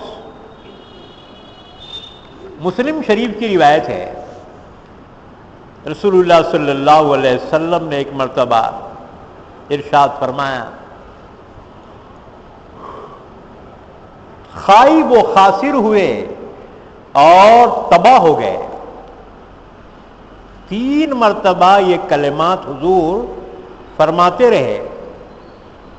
ابو ذر غفاری نے عرض کیا یا رسول اللہ، یہ محروم القسمت اور تباہ برباد کون لوگ ہیں؟ آپ نے فرمایا ایک وہ شخص ہے جو تکبر کے ساتھ پاجامہ یا تہبند یا کرتا یا عبا کو ٹخنوں کے نیچے لٹکائے، تکبر کی وجہ سے۔ آپ نے فرمایا یہ شخص تباہ برباد ہوا، آخرت کے اعتبار سے اس کو عذاب ہوگا۔ دوسری حدیث میں آپ نے فرمایا کہ جو کپڑا ٹخنوں کے نیچے لٹکایا جائے وہ حصہ جسم کا جہنم میں جلے گا۔ اب غور کریں اس بات پر کہ ٹخنے ہمارے کھلے رہیں، لیکن یہ حکم خواتین کے لیے نہیں ہے، ان کے ٹخنے تو ڈھپے ہوئے رہے۔ مردوں کے لیے حکم یہ ہے یہ ٹخنے کھلے رہنا۔ ہم لوگ جو ہے نماز میں آئے تو ذرا اوپن کرتے اس کو، ٹخنوں کو، جاتے وقت پورا نیچے تک جو ہے چھوڑ دے کے پھر جاتے ہیں۔ اب ظاہر بات ہے روڈ پہ روڑاں کیا اچھے رہتے کیا جی، چلتے ہیں گندگی بھی ہوتی ہے۔ اچھا ہوا خدا کا شکر ہے یہ پینٹوں کے جو چوڑائی تھی ذرا کم ہو گئی. پہلے بیل باٹم نکلا تھا, ہاں پرانے لوگ جانتے ہوں گے. پورا جو ہے سڑک جھاڑتے ہوئے جاتے تھے وہ لوگ. یہ بلدیہ والوں کو جھاڑو مارنے کی ضرورت نہیں تھی. ایسے بیل باٹم ہے بڑے بڑے چوڑے, بس پوری گندگی اس کو لگی رہتی تھی, اس کا احساس بھی نہیں ہوتا تھا. بھائی نمازی رہے تو پاکی کا احساس ہے, بے نمازیوں کیا پاکی کیا ناپاکی, اسے تمیز ہی نہیں ہوتی. اب دیکھو ہمارے پاس طہارت کے لیے پانی لیا جاتا ہے, زیادہ سے زیادہ پانی لینا, پاکی خوب حاصل کرنا. اور دوسروں کے پاس چھوٹا سا ڈبہ رہتا, ہلاتے ہوئے جاتے, ایک میں دو دو. ہاں جی, آنے کے بعد ڈبے کو اتنا دھوتے, مٹھی سے گھس گھس کے اس کو دھوتے. ارے جو دھونا وہ نہیں دھویا, کم بخت اسے دھوتے بیٹھا, کیونکہ ایمان ہی نہیں ہے. اسے کیا معلوم پاکی کیا ہے ناپاکی کیا ہے. ایمان والے کو ہی اہمیت ہے اس کی. تو یاد رکھو, ایک تو وہ شخص جو غرور اور تکبر سے اپنے کپڑے کو ٹخنوں کے نیچے تک لٹکائے, اللہ کے نبی نے فرمایا وہ تباہ برباد ہو گیا ہے. نمبر دو, وہ شخص جو اللہ کی راہ میں خرچ کر کے احسان جتائے, ضرورت مند کی ضرورت تو پوری کرا, بعد میں تانے دے رہا, کیوں میاں مستی کو آیا کیا, یاد ہے کیا اس وقت پریشان تھا, تیری پریشانی ہم دور کرے تھے. اللہ کے نبی نے فرمایا اس کو ثواب تو نہیں ملے گا, البتہ احسان جتانے والا یہ گناہ کبیرہ کیا ہے, اس کو بجائے ثواب کے سزا ملیں گی, عذاب ہے. تو احسان کر کے احسان جتلاؤ مت, اللہ کے واسطے کرو احسان, اللہ ہی سے اس کا اجر طلب کرو, کیونکہ احسان جتلانا یہ گناہ کبیرہ ہے. نمبر 3, وہ شخص جو بوڑھا ہونے کے باوجود زناکاری میں مبتلا. بھائی بڑھاپے میں اب ہو گئے نا, اب تو جو ہے خیالات پاک ہونا چاہیے, عمل پاک ہونا چاہیے, نیک ہونا چاہیے. تو بوڑھا بدکار, اللہ کے نبی نے فرمایا یہ تباہ ہو گیا ہے, ابھی نہیں سدھرتا. نمبر 4, وہ شخص جو حاکم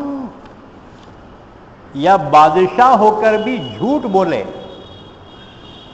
بھائی انہیں آفیسر ہے, اسے جھوٹ بولنے کی کیا ضرورت ہے, اس کا کون سا کام اٹکا ہوا ہے, رکا ہوا ہے. حضور فرماتے یہ بھی گناہ کبیرہ ہے. نمبر 5, وہ عیالدار جو تکبر کرے, بال بچے بہت ہیں اس کو, کھانے کو پریشان ہے, لیکن باتیں غرور کے کر رہا, اکڑ رہا. اللہ کے نبی نے فرمایا یہ تباہ برباد ہو گیا ہے. اسے کیا حق ہے یہ اکڑنے کا, انہیں تو پریشان ہی پریشان. تو عیالدار مفلس ہو کر بھی تکبر کر رہا ہے, تو یہ شخص تباہ برباد ہو گیا. نمبر 6, وہ شخص جو کسی امام کے ہاتھ پر بیعت کرے محض دنیا کی خاطر, دنیا کی خاطر بیعت کرے. یہاں بیعت سے مراد ووٹنگ ڈالنا, دنیا کے واسطے ووٹنگ کرا, پیسے لے کے ووٹنگ کر رہا. یاد رکھو حرام ہے یہ. نہیں بعد میں ملتے جی نہیں بیٹے, ملو نکو ملو, تم اپنی آخرت تباہ مت کرو. تو یہ بھی حرام ہے اور گناہ کبیرہ ہے کہ محض دنیا کے خاطر کسی امام, امام سے مراد یہاں حاکم, کسی حاکم کی بیعت کی جائے, یعنی اس کو ووٹ دینا محض دنیا کی خاطر. یہ بھی گناہ کبیرہ میں سے۔ حدیث نمبر 12 بخاری اور مسلم کی حدیث ہے۔ رسول اللہ صلی اللہ علیہ وسلم نے فرمایا چغلی کھانے والا جنت میں داخل نہ ہوگا، چغل خور جنت میں داخل نہیں ہوگا۔ کسی کی بات کسی اور کے سامنے نقل کرنا کہ وہ شخص اگر سامنے سنے ناراض ہو جائے، یہ چغلی ہے۔ اور اس میں عام چغل خور ہی نہیں، اس میں خاص چغل خور بھی آ جاتے۔ خاص چغل خور بولے تو غلط رپورٹنگ کرنے والا، ہاں جی، یہ بھی چغل خور ہے۔ یہ اسی طرح سے اخبار میں غلط خبریں دینے والا، یہ بھی چغل خور ہے۔ ٹی وی میں غلط خبر دینے والا چغل خور ہے۔ واٹس ایپ پہ غلط میسج دینے والا چغل خور ہے۔ بخاری مسلم کی حدیث ہے چغل خور جنت میں داخل نہیں ہوگا۔ یعنی احتیاط کرنا چاہیے، جھوٹ رپورٹنگ، جھوٹ بات کرنے یا جھوٹ بیان دینے یا جھوٹی قسم کھانے سے بچنا چاہیے۔ یہ سب گناہ کبیرہ ہے۔ ایک اور حدیث مبارکہ، حدیث نمبر 12 نسائی اور مسند احمد کی روایت ہے کہ یہ لوگ جنت میں داخل نہیں ہوں گے: شرابی، ماں باپ کا نافرمان، نمبر 3 رشتہ داروں سے بلا وجہ قطع تعلق کرنے والا، نمبر 4 احسان جتلانے والا، نمبر 5 جنات، شیاطین اور دوسرے ذریعے سے غیب کی خبریں بتانے والا، جسے ہم لوگ جوتش کہتے ہیں، جوتشی ہے، نجومی ہے، کہ یہ غیب کی خبریں دینے کے دعوے دار ہوتے ہیں۔ اللہ کے نبی نے فرمایا یہ سب گناہ کبیرہ ہے۔ اسی طرح سے دیوس، یہ بھی حضور نے فرمایا کہ جنت میں داخل نہیں ہوگا۔ دیوس یعنی اپنے اہل و عیال کو بے حیائی سے نہ روکنے والا، یہ شخص دیوس کہلاتا ہے۔ جیسے بے پردہ بازاروں میں بھیج رہے ہیں یا کسی فنکشن میں یا اور چیزوں میں، ظاہر بات ہے کہ بے حیائی سے نہ روکنے والا یہ شخص دیوس کہلاتا ہے۔ کسی اجنبی سے تنہائی میں ملنے کی اجازت دی، تنہائی میں بات چیت کرنے کی اجازت دی، تو ظاہر بات ہے کہ یہ شخص بھی دیوس کہلاتا ہے۔ اللہ کے نبی نے فرمایا دیوس جنت میں داخل نہیں ہوگا۔ یاد رکھو گناہ پر تو غصہ آ جانا چاہیے، اگر گناہوں پر غصہ نہ آئے تو ظاہر بات ہے یہی دیوسی ہے۔ اور دیوس جنت میں داخل نہیں ہوگا۔ اچھا، اسی طرح سے حدیث نمبر 14 مسلم شریف کی روایت ہے کہ اللہ کی لعنت ہے اس شخص پر جو کسی جانور کو اللہ کے علاوہ کسی کے نام پہ ذبح کرتا ہو، یعنی غیر اللہ کے نام پر کسی جانور کو ذبح کرنے والا، یہ شخص بھی اللہ کی لعنت میں داخل ہے اور یہ عمل گناہ کبیرہ ہے۔ اس کے علاوہ اور بھی تفصیلات رسول اللہ صلی اللہ علیہ وسلم نے مختلف مواقع پر بیان فرمائی ہیں۔ ایک حدیث اور سن لو، ترمذی شریف کی روایت ہے، عبداللہ ابن مسعود رضی اللہ تعالیٰ عنہ راوی ہیں کہ مومن نہ تانے باز ہوتا ہے، یعنی ایمان والا کسی کو تانے نہیں مارتا، اور نہ زیادہ لعنت کرنے والا ہوتا ہے، اور نہ فحش بکنے والا، اور نہ بے حیا۔ مسلمان میں یہ صفات نہیں ہو سکتی۔ اسی طرح سے بخاری شریف کی حدیث ہے، حضرت سہل ابن سعد رضی اللہ تعالیٰ عنہ راوی ہیں، رسول اللہ صلی اللہ علیہ وسلم نے ارشاد فرمایا، جو شخص مجھے اس کی یعنی زبان کی جو دونوں جبڑوں کے درمیان میں ہے اور اس کی یعنی شرمگاہ کی جو دو زانوں کے درمیان ہے ضمانت دے دے، یعنی ان کی گناہوں سے حفاظت کروں گا، اگر کوئی ضمانت دے دے تو میں اس کے لیے جنت کی ضمانت دیتا ہوں کہ اپنی ضمانت پہ اسے جنت میں داخل کروں گا۔ اور یہ دو چیزیں ہی بڑی مشکل ہے۔ اسی طرح سے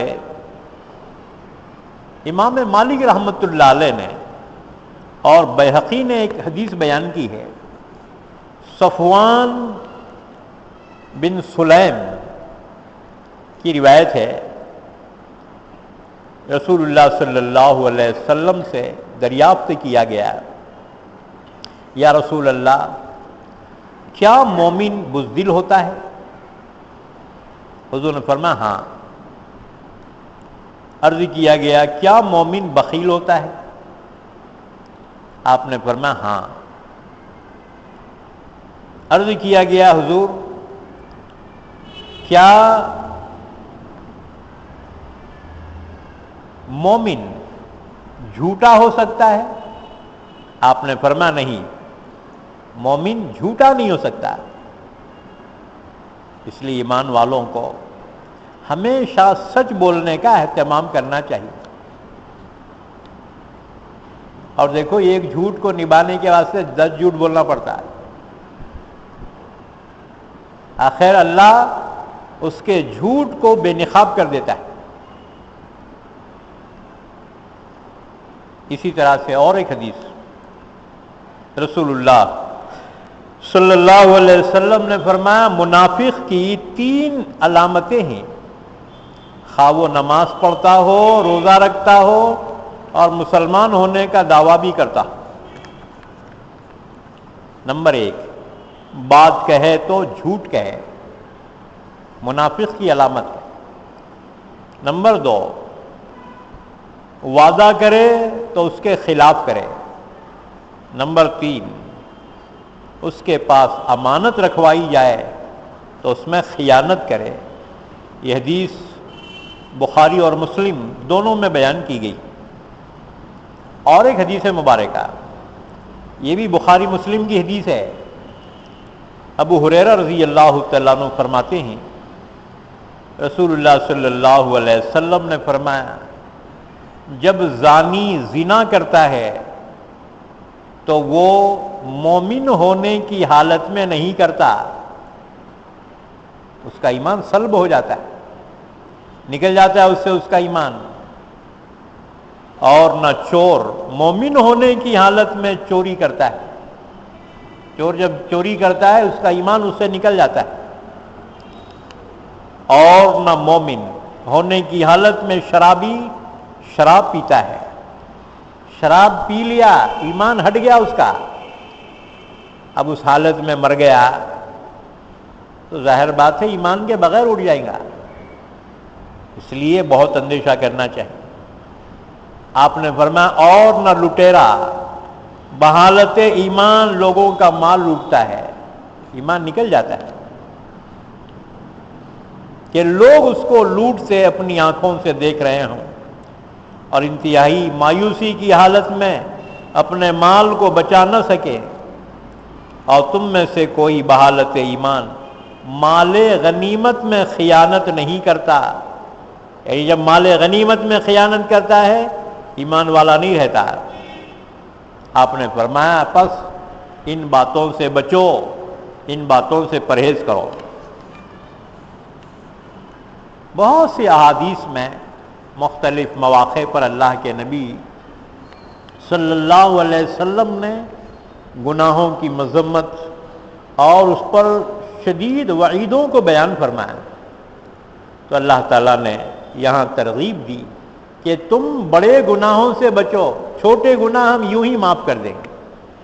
ان تجتنبوا کبائر ما تنہون عنہ، اگر تم ان بڑے بڑے گناہوں سے بچتے رہو جن سے تم کو منع کیا جاتا ہے، نکفر عنکم سیئاتکم، تو ہم تمہارے چھوٹے گناہ یوں ہی دور کر دیں گے، معاف کر دیں گے. وَنُدْخِلْكُمْ مُدْخَلًا كَرِيمًا، اور ہم تمہیں داخل کریں گے عزت کے مقام یعنی جنت میں. آیت سے یہ بات معلوم ہوئی گناہ کے ساتھ کوئی جنت میں داخل نہیں ہو سکتا. یا تو اللہ اس کے گناہ کو خود معاف کر دے اور اسے پاک کر دے، یا یہ کہ وہ بندہ توبہ کرے اور اللہ اس کی توبہ قبول کر کے اس کے گناہوں کو معاف کرے، تبھی جنت میں داخل ہوگا. ورنہ گناہوں کے ساتھ جنت میں داخلہ نہیں ہو سکتا، کیونکہ جنت ایک عزت کا مقام ہے. وہاں پر گنہگار ذلیل و خوار داخل نہیں ہو سکتا جب تک کہ اس کے گناہ کو معاف نہ کر دیا جائے. اللہ سے دعا ہے اللہ ہم سب کو قرآن پاک سمجھنے کی، عمل کرنے کی توفیق عطا فرمائے.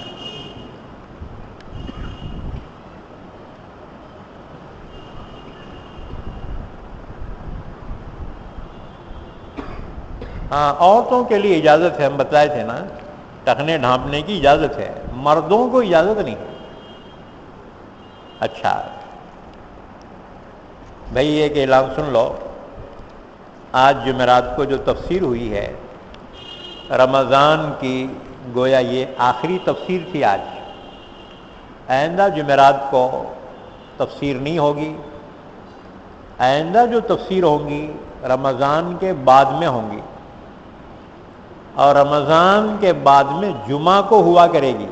ہمیشہ جمعہ کو ہوتی نا، تو بعد رمضان کے تفسیر ہوگی اور جمعہ کو ہوگی. بعد رمضان میں جو جمعہ آ رہا ہے 24 تاریخ کو جمعہ آ رہا ہے، 24 کو رمضان کے بعد کا پہلا جمعہ انشاءاللہ تفسیر ہوگی. عشاء کے بعد ہوں گی ہمیشہ کی ٹائمنگ کی طرح. ایک اعلان تو یہ. دوسرا اعلان، پرسوں کے دن ہفتہ ہے، ہفتے کے دن انشاءاللہ دیگلور ناکے پہ انوار المساجد میں تفسیر ہوگی. اس سے پہلے نہیں ہوئی تھی، گیپ ہو گیا تھا، لیکن آنے والے ہفتے کے دن دیگلور ناکا مسجد انوار المساجد میں بعد ظہر کے تفسیر ہوں گی، اور وہ بھی آخری ہوں گی رمضان کی. اس کے بعد بعد رمضان کے جو ہفتہ آئے گا 25 کو، تو ہفتے کے دن عشاء کے بعد ہمیشہ کی طرح سے تفسیر ہوا کرے گی. تو رمضان میں ٹائم ٹیبل بدلا گیا تھا، تو 2 جمعرات یہاں تھے، تو آج وہ دوسرا جمعرات ہو گیا. اب آئندہ رمضان میں یہاں تفسیر نہیں ہوگی، بلکہ بعد رمضان 24 تاریخ کو جمعہ کے دن بعد عشاء کے تفسیر ہوں گی، اور کل آنے والے ہفتے کو بعد ظہر کے انوار المساجد دیگلور ناکے پہ تفسیر ہوں گی انشاءاللہ تعالی۔ حاضرین تو حاضر ہوں، اور جو حاضر نہیں ہیں ان تک یہ اعلان پہنچا دو۔ ہاں، لوگ انتظار میں رہتے ہے کہ نہیں کہ مولانا آتے کہ نہیں ہے کہ، یاد رکھو انشاءاللہ وقت پہ آنے والے ہفتے کو بعد ظہر تفسیر ہوگی۔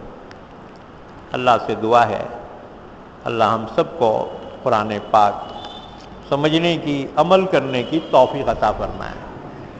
درود شریف پڑھ لے، دعا فرمائے۔ اللہم صلی علی محمد وعلی آل محمد بارک وسلم۔ اے اللہ ہمارے گناہوں کو معاف فرما، خطاؤں سے درگزر فرما، صغیرہ کبیرہ گناہوں کو معاف فرما، جانے انجانے کے گناہوں کو معاف فرما۔ یا اللہ ہمارے مرحومین کی مغفرت فرما، ہمارے بیماروں کو شفائے کامل عطا فرما، پریشان حالوں کی پریشانی دور فرما، حاجت مندوں کی حاجت روائی فرما، مقروضوں کے قرض کی ادائیگی کے فیصلے فرما۔ اے اللہ ہمارے روزوں کو قبول فرما، تراویح کو قبول فرما، تلاوت قرآن، تفسیر قرآن کو قبول فرما، ہر نیک عمل کو قبول فرما۔ یا اللہ ہم سب کا خاتمہ ایمان پر فرما۔ جنہوں نے ہم سے دعا کے لیے کہا ہے یا لکھا ہے، یا جن کا ہم پر حق ہے، جو ہم سے دعا کے متوقع رہتے ہیں، ان کی ہماری تمام جائز تمناؤں کو پورا فرما، جائز حاجات کو پورا فرما، تمام آفات سے، بلاؤں سے، مصیبتوں سے، نقصانات سے حفاظت فرما، حوادثات سے، فسادات سے حفاظت فرما، مہلک امراض سے حفاظت فرما، اچانک موت سے حفاظت فرما۔ جب تک زندہ رکھ ہم تمام کو اسلام پر زندہ رکھ، اور خاتمہ ایمان پر فرما۔ ہماری ان دعاؤں کو محض اپنے لطف و کرم سے حبیب پاک حضرت محمد رسول اللہ صلی اللہ علیہ وسلم کی دعاؤں کی برکتوں میں قبول فرما۔ یا اللہ بے اولادوں کو نیک اولاد سے نواز دے، اے اللہ ان کی جائز تمنا پوری فرما۔ یا اللہ بن بیاہی بچیوں کے نکاح کے فیصلے فرما، حاضرین مجلس اور حاضرات مجلس کی جائز تمنائیں، دلی مرادوں کو پورا فرما۔ وصلی اللہ علی نبینا محمد وعلی آلہ وصحبہ اجمعین برحمتک یا ارحم الراحمین۔ بے جن کی رسیدیں باقی تھیں وہ بنوا لو، رمضان ختم ہو رہا ہے۔